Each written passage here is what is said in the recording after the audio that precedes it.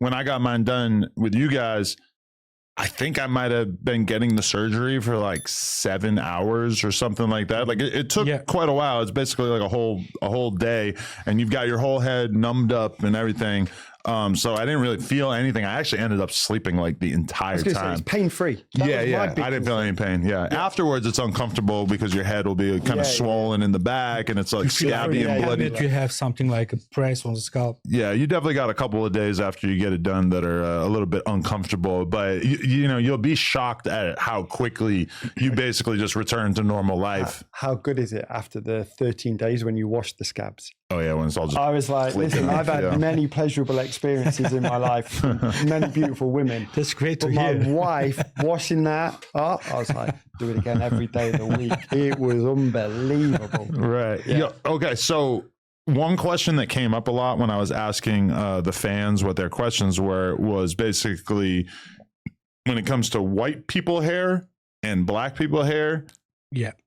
From your perspective, what's the difference? What are the different considerations? Obviously, like the average black person tends to wear their hair a bit shorter in terms of men and everything. And the men, white men, I think, tend to have their hair a bit longer. But from your perspective, they're both eligible candidates. Do you approach it in any way differently? It's so we have like white people, they have more straight follicles.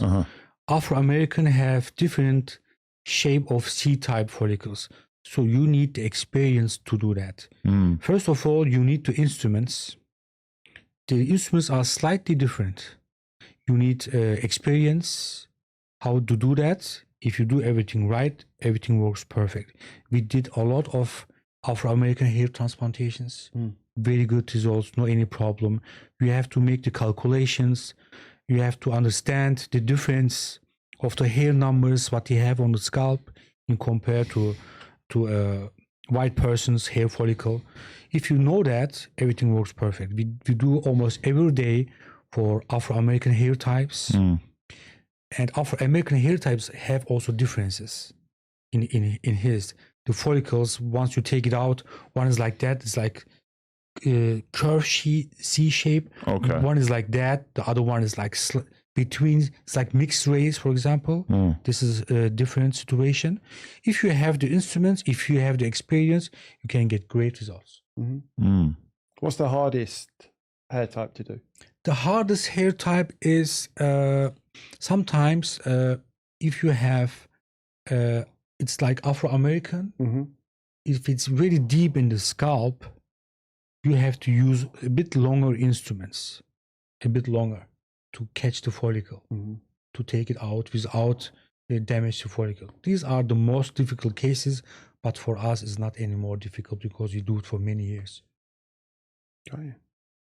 Definitely. So, okay, what from an American perspective though, I think like that's one of the considerations that people have is that they feel like that Turkey is just going to be this wild, you know, they just aren't they aren't sure what to expect. They feel like going into this environment that it's going to be intimidating. From your perspective, what do you guys do to make this as smooth a process as possible for people? So first of all, for us, it's very important that people really feel comfortable because they go abroad. Doesn't matter if it's another city or it's another country. You go somewhere where you don't know, where you was not before, and you go for medical treatment. You don't go for as a normal tourist. And we try to give the most comfort as possible. We pick them up from the airport. We organize their hotels. We organize their transfer to the hospital.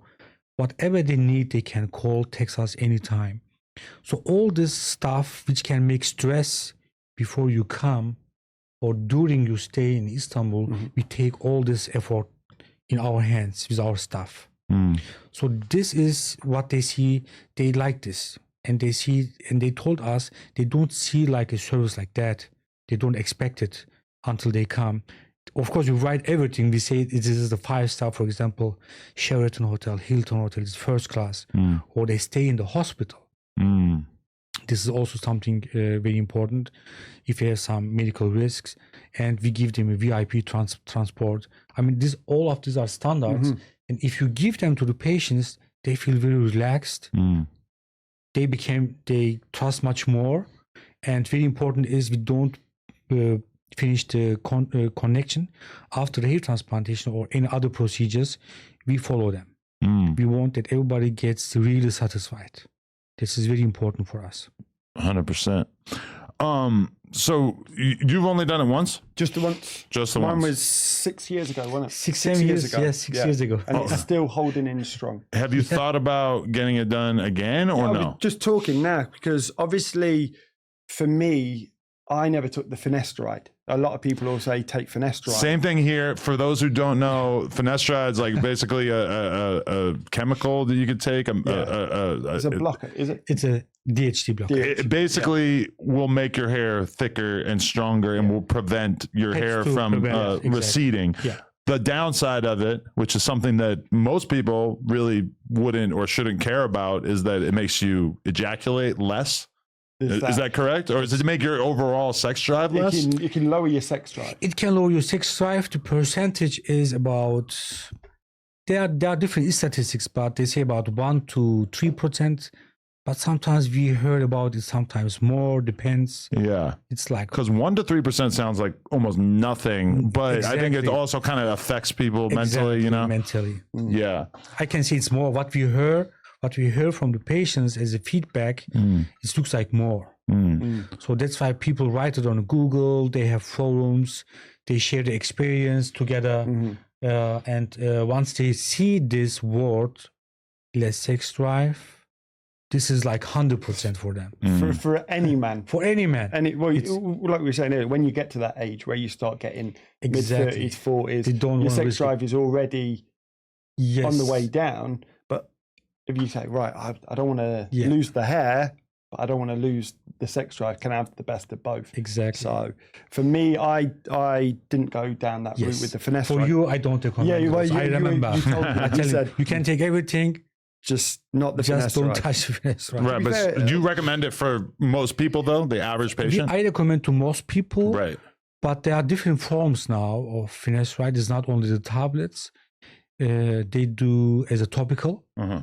Topical means still goes in the blood circulation, still goes on the body, but not like the tablet, not like the oral. So it means less side effects.